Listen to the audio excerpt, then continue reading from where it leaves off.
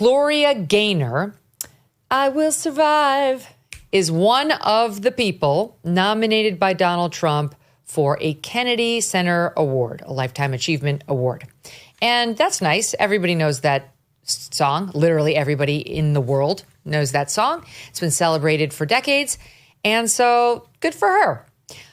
That's not exactly how the left is reacting. Here is the Atlanta Journal-Constitution's Tia Mitchell and her thoughts on this award. SOT 33. I do believe, as much as the Trump administration has attacked DEI, I think they wanted a person of color on the list of Kennedy Center honorees. And to me, the fact that Gloria Gaynor is the one person of color on the list indicates that they struggled to find a person of color who would agree to be on the list, because she doesn't have a huge body of work, which is what the Kennedy Center usually picks, is people who are icons in their genre of the arts. And she's basically a one-hit wonder. Okay. Anna Navarro, too, urges Gloria Gaynor to reject the honor, saying she's a goddess and deserves all the flowers that come her way. But I wish she wouldn't accept an award from the hands of a man who has attacked the rights and history of women, people of color, and LGBTQ. The gay community in particular helped turn her signature song into an anthem. Trump is a stain on the prestige and significance of the Kennedy Center honors. Don't do it, Gloria. So now there's pressure. This is a new era. Pressure on the awards nominees in the Trump era to reject the honors that they're being offered because Trump's evil, and now they're against what they perceive as DEI. Oh, well, they want to have it both ways. They make all the rules, don't they? They tell you when you can receive an honor and when you must, and they tell you when you shouldn't and when you mustn't. And they do it from on high, and they do it to people who've worked hard all their lives. And the answer to that for any self-respecting artist should be F you, go away. I mean, the first thing they notice about her is her race, right? At the same time, they want to say that she's a token, basically. That's what they're saying. She's a token.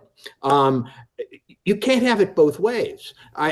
Yet they always want it both ways. And first of all, and also Sylvester Stallone, we know he was going to get one.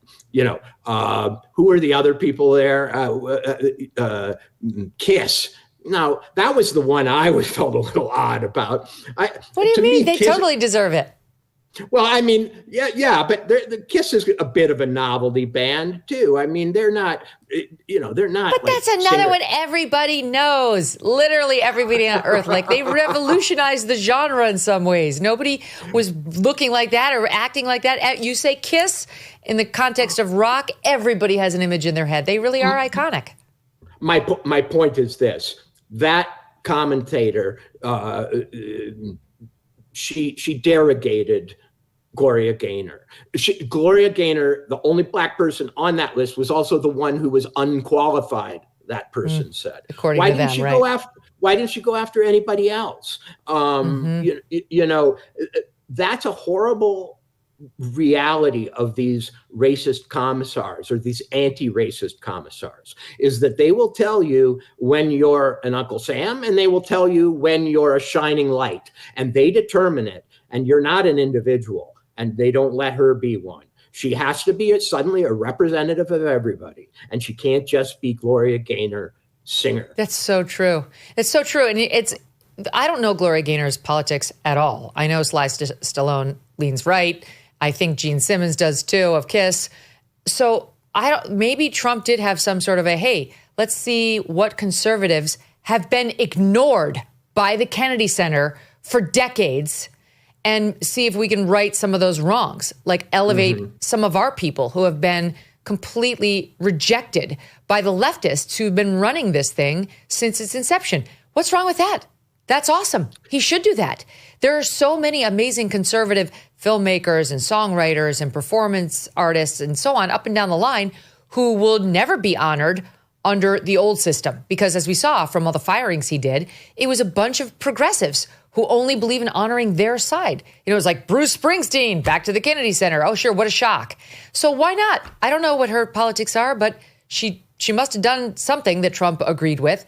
These people are the ones who leapt right to it's their skin color because they see everybody through that lens. They can't imagine that Gloria Gaynor, Trump's got his playlists. He feels very strongly about music. She's probably on it, to be honest. And he's probably like, get Gloria. I love her. I think Trump knows more about Gloria Gaynor than James Comey does about Taylor Swift, probably. And I think he loves the sentiment of "I will survive." That's secretly why I think he might have chosen it. That makes sense too. Here's a guy who survived an assassination attempt, who's been through everything, and she sings the anthem of getting through tough things. And frankly, suddenly it's a demerit that she was a hero to the gay community. That should be a wonderful thing.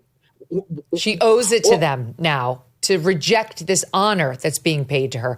Otherwise, and you mark my words, if she doesn't, I don't think she's commented on this yet, but if she doesn't reject it, she's going to be out. There's going to be leftist pushback. How dare you? How could you? Same as we've seen like some football players and other athletes who go to the White House. Some of them get blowback, like it was a betrayal of them to accept this honor of shaking hands with the president. The guy can't win. If she shakes hands with Putin, he's giving him too much credit. If he shakes hands with Gloria Gaynor, she's a traitor for letting him shake her hand. These culture police want to look at every move that's made before the cameras and before the American audience, and they want to award tickets and they want to discipline it, and they want to be in control. And one of the reasons there is a Donald Trump is this ridiculous, overbearing, condescending arrogance about who can do what, who can go where, who can be liked by whom. And we're tired of it. Mm-hmm. And, by the way, the creators of Hamilton, they got a Kennedy Center Award in the year that they created Hamilton. Now, yes, it was a smash Broadway hit, but a lot more people know I Will Survive than know Alexander Hamilton. No. Like, I'm sorry, but the relative scale of success favors Gloria Gaynor. But nobody was complaining when Hamilton got awarded by the Kennedy Center honors, because that was a play that made all the founding fathers Black and Hispanic and had them sing about, the creation of our foundational documents. So that was okay because it was elevating minorities. But if you're a minority who elevates herself just with great talent and a great song, then that's not okay because it's evil orange man who's honoring you. I'm like trying to keep up with the rules. Minorities can be honored for honoring other minorities as long as it's a white president named Biden. Or maybe Trump. I guess Trump was the president in 2018. Was he being racist then? No, wait, Trump wasn't in charge of the Kennedy Center in 2018. He still let the libs have it. So I guess we were still playing under their rules. It's very hard to keep up, Walter.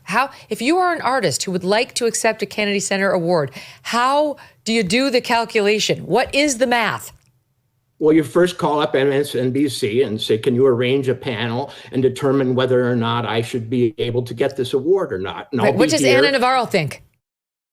So what do we think the effect of the sparring between President Donald Trump and the Fed is going to be? Can the Fed take the right action at the right time? Do we trust in that? Or are we going to be looking at a potential economic slowdown as they slow roll any of their moves as they worry about his tariffs? And what exactly does all of this mean for your savings? You might want to consider diversifying right about now with gold through Birch Gold Group. For decades, gold has been viewed as a safe haven in times of economic stagnation, global uncertainty, and high inflation. And Birch Gold makes it incredibly easy for you to diversify some of your savings into gold. If you have an IRA or old 401k, you can convert that into a tax-sheltered IRA in physical gold, or just buy some gold to keep it in your safe. First, get educated.